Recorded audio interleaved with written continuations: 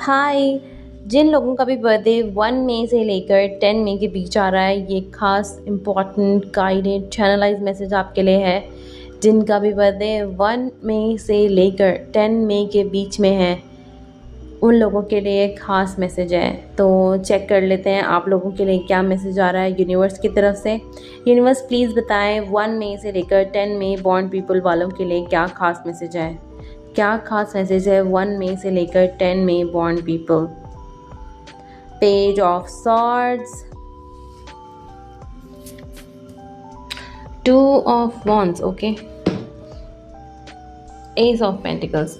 Nice. जैसे कि मैं देख रही हूँ इस टाइम पे आप एक नए फेज़ के बिल्कुल स्टार्टिंग पे हो, जहाँ पे आपको नए आइडियाज़ आ रहे हैं, न्यू प्लान्स आ रहे हैं, नई अपॉर्चुनिटीज़ आ रही हैं आपको।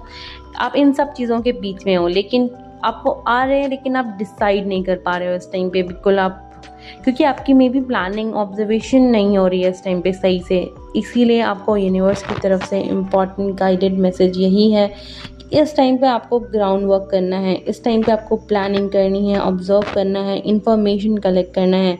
बेसिकली ये टाइम आपका सोचने समझने का है और फिर एक्शन लेने का है। आपको जल्दबाजी में कोई भी डिसीजन नहीं लेने हैं, आपको बेसिकली इम्पल्सिव नहीं होना है। स्लो एंड स्टेडी आपको चलना है। Slow and steady wins the race. Exact आपको ऐसा ही करना है। आपको बिल्कुल भी जल्दीबाजी नहीं करनी है। अगर हम पर्सनल ग्रोथ की बात करें तो आपकी करंट सिचुएशन से आप आगे बढ़ने की सोच रहे हैं। आप इस टाइम पे सॉलिड फाउंडेशन बनाने का भी पूरा मौका है आपके पास, क्योंकि ये टाइम प्लानिंग का है, ये टाइम ऑब्जर्व करने का है। इसीलिए यूनिवर्स आपको पूरा टाइम दे रहे हैं सॉलिड फाउंडेशन बनाने का। जितना क्लियर थिंकिंग, स्ट्रॉन्ग प्लानिंग आप रखोगे इस टाइम पे, उतना लॉन्ग टर्म ग्रोथ आपको मिलेगा।